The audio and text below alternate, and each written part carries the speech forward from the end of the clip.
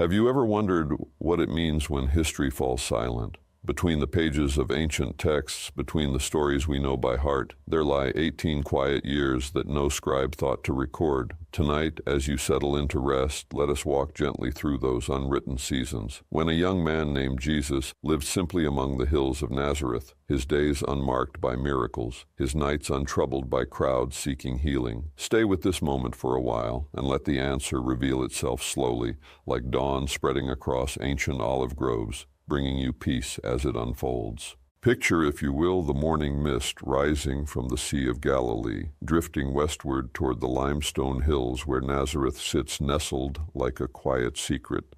The town itself was small then, perhaps 400 souls, their homes carved into the hillside, their lives measured not by the great events of empires, but by the gentle rhythm of seasons turning, crops growing, children learning the trades of their fathers.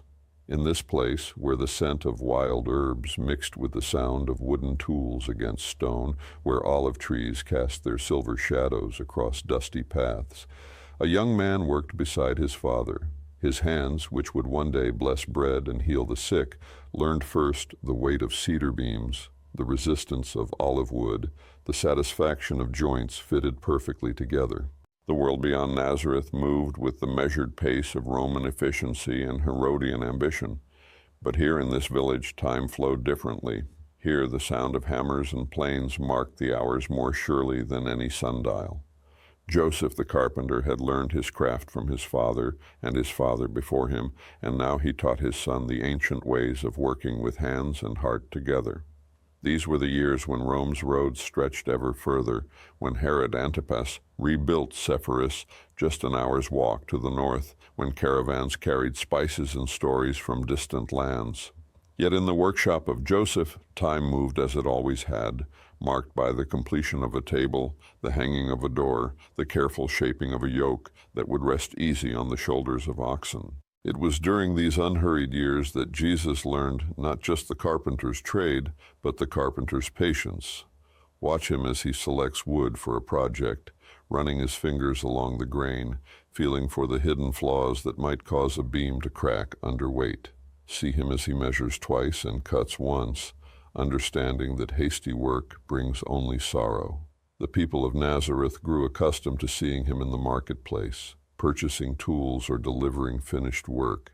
They knew him as Miriam's son, Joseph's apprentice, the young man who could repair a broken plow handle or craft a wedding chest with equal skill. His reputation grew quietly, as reputations do in small towns, built day by day on work well done and promises kept. In the long afternoons, when the heat made work impossible, Jesus would sometimes climb the hills above the town, seeking the shade of ancient terebinth trees. There, with only the distant sound of goat bells and the whisper of wind through dry grass, he would sit in contemplation, his eyes turned toward the horizon, where Mount Tabor rose like a gentle giant against the sky. What thoughts filled those quiet hours we can only imagine. Perhaps he pondered the words of the prophets, learned long ago in the synagogue school. Perhaps he watched the clouds gather above Mount Carmel and felt the first stirrings of something he could not yet name. Perhaps he simply rested, as young men do, gathering strength for whatever lay ahead. The seasons turned with their ancient reliability.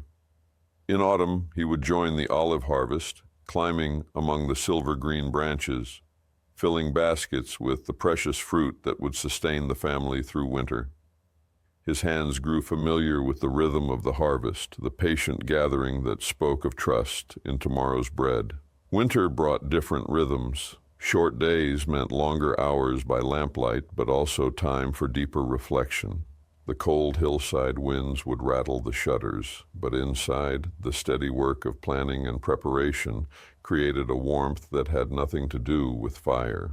These were the months when projects took their final shape, when patience bore its quiet fruit. Spring returned with its ancient promise, bringing wildflowers to the hillsides and new growth to the vineyards terraced along the slopes. Jesus learned to read the signs of changing weather in the movement of clouds, to judge the right moment for planting by the color of the soil and the warmth of morning air. And through it all, through the turning of seasons and the steady accumulation of skills and wisdom, something was growing within him, something that would one day call fishermen from their nets and tax collectors from their tables. But for now, it remained hidden like a seed in winter ground, waiting for its appointed time. Perhaps there was a day when the work was finished and the evening light slanted golden through the workshop window, when Jesus walked the familiar path to Sepphoris with a completed commission. Maybe he paused on the hill above the rebuilt city, watching the last merchants closing their stalls, the families gathering for their evening meals. What did he see in those faces? What did he understand about the hungers that drove people to seek more than daily bread?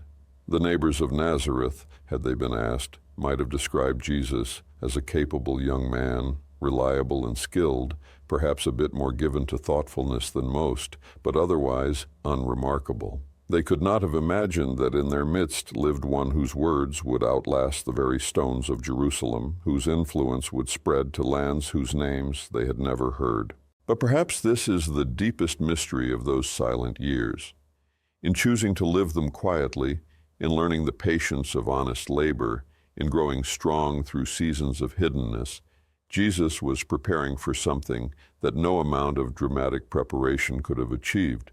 He was learning what it meant to be fully human, fully present in the moment, fully alive to the sacred hidden within the ordinary. Every project completed taught him about providing for others' needs. Every problem solved spoke of restoration and renewal. Every satisfied customer became a small lesson in how love expresses itself through service, how divine care makes itself known through human faithfulness to ordinary responsibilities. The rhythm of those market days, the satisfaction of fair dealing and work appreciated, the gradual building of reputation through consistent quality and integrity, taught Jesus something profound about the nature of trust and relationship. These were lessons that no amount of formal education could have provided, insights into human nature that would serve him well when he later gathered disciples from every walk of life. Think for a moment about those 18 years and what they might teach us about the sacred nature of preparation, of waiting, of growing slowly into who we are meant to become. In our age of immediate results, there is something deeply countercultural about the idea that the most important person in human history spent the majority of his adult life learning a trade, serving customers, perfecting skills that would have no direct bearing on his later ministry. Yet perhaps this is precisely the point. Perhaps those years taught Jesus something about incarnation that no amount of theological study could have provided. Perhaps learning to work with materials, to respect their nature and understand their possibilities, prepared him to work with human hearts, to respect their dignity and understand their capacity for both strength and fragility. Consider how different his later words would be because of these years. When he spoke of builders and foundations, he did so with the authority of experience. When he taught about persistence and patient effort, he spoke as one who had learned these lessons through daily practice. When he offered rest to the weary, he knew the weight of honest labor and the blessing of work completed. The seasons continued their eternal dance, each bringing its own gifts and challenges to the growing young man. Summer brought the intense work of harvest season, when every able hand was needed in the fields. Jesus learned the rhythm of the scythe, the art of binding grain, the satisfaction that comes from gathering the earth's abundance.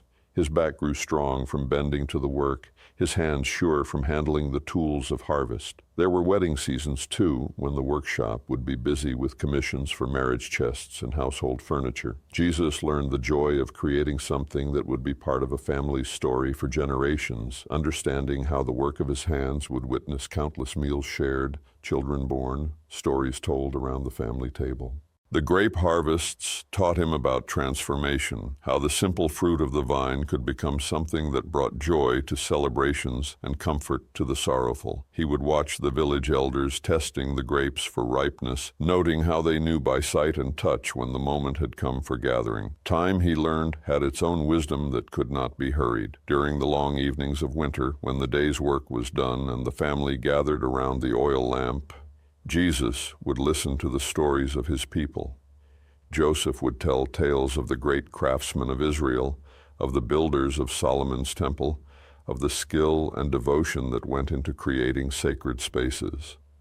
Miriam would speak of the mothers of faith, of Sarah and Rebekah, of Hannah's patient waiting for the child she had prayed for so long. These stories wove themselves into the fabric of his understanding, teaching him that he was part of a great tapestry of faith that stretched back to Abraham and forward to generations yet unborn. He learned that every life, no matter how humble, had its place in the great story that God was telling through his people. In the synagogue on Sabbath mornings, Jesus would listen as the scrolls were read, as the ancient words of Moses and the prophets filled the small space with their timeless wisdom.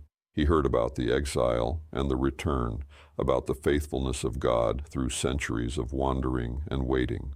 These words settled deep into his heart, becoming part of the foundation upon which his later ministry would be built. The young men of Nazareth would sometimes gather in the evenings to discuss the great questions of their day.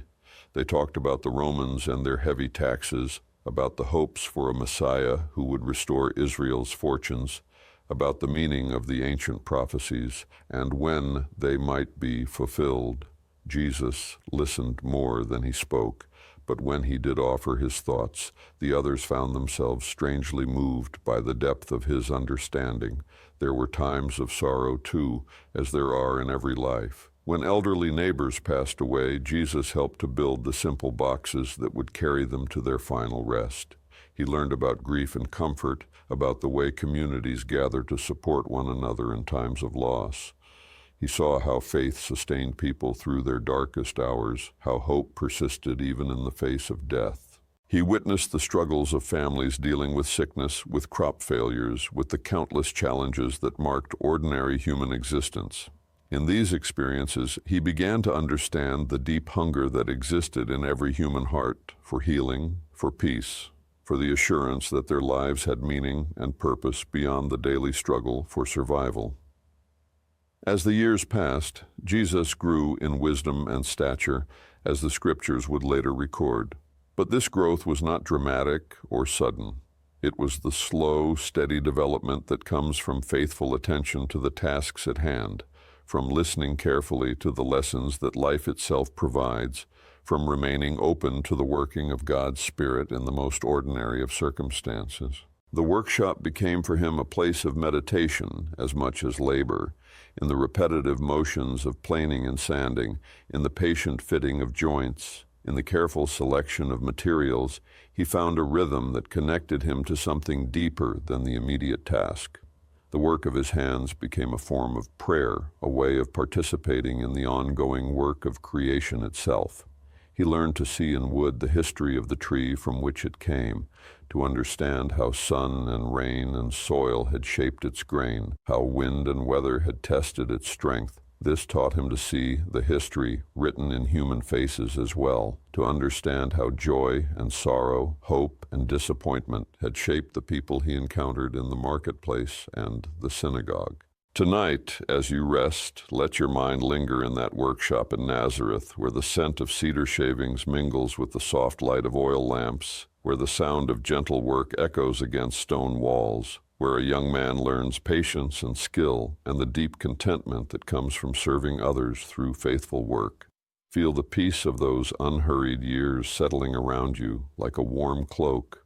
In a world that often demands hurry and noise, there is profound comfort in remembering that even the Son of God chose to spend most of his earthly life in quiet preparation, in patient learning, in the gentle accumulation of wisdom that comes only through living each day fully and well. Picture one more time that workshop in Nazareth, now quiet, in the deep hours of night. The tools rest in their places, each one worn smooth by faithful use. The wood shavings on the floor catch the last glimmers of dying embers, curling like tiny prayers in the still air. Through the window you can see the stars above Galilee, the same stars that watched over David's sheep, the same lights that guided the wise men from the east. They shine now with patient constancy, keeping their ancient vigil over the sleeping town, over the dreams of carpenter and shepherd, merchant and farmer, child and elder. In a nearby house, perhaps Miriam lies awake for a moment, listening to the familiar sounds of her son's breathing, wondering at the man he is becoming. sensing without understanding the weight of destiny that rests so lightly on his shoulders. She has kept so many things in her heart through the years, pondering them in the quiet moments between work and rest, between one day and the next. And Jesus himself, in his simple bed, sleeps the deep sleep of one whose work is honest and whose conscience is clear. His hands, scarred now by countless encounters with rough wood and sharp tools, rest open on the woolen coverlet, ready for whatever tomorrow's tasks may bring. His dreams, if dreams come, are peaceful ones, filled perhaps with the memory of well-fitted joints and satisfied customers, of problems solved and needs met through patient skill. There is something profoundly restful about imagining those nights in Nazareth when the future teacher slept as any young craftsman might sleep, tired from honest labor, content in the knowledge that each day's work had been done with care and integrity. No urgency troubled his rest, no anxiety about tomorrow's teaching or healing disturbed his peace. There was only the present moment, the present rest, the present blessing of sleep earned through faithful work. Let sleep come as gently as dawn came to those Galilean hills, bringing with it the assurance that in your own quiet moments, in your own faithful work, in your own patient waiting, something sacred is always being prepared. Rest now in the knowledge that some of life's most important moments happen not in the bright light of public attention, but in the blessed hiddenness of ordinary days lived with extraordinary faithfulness. The lamp burns low, its flame dancing one last time before settling into steady glow. Like that flame, let your own awareness grow quiet and still, maintaining just enough light to guide you safely through the hours of rest, just enough warmth to sustain the gentle fire of life that burns steadily within. Rest well, knowing that in the silence, wisdom grows. In the waiting, strength is gathered. In the hiddenness, something beautiful is always being prepared. Tomorrow will bring its own opportunities for learning, its own chances to practice patience and faithfulness. But tonight there is only peace, only rest, only the blessed letting go that allows the soul to be renewed in the deep silence where all healing begins.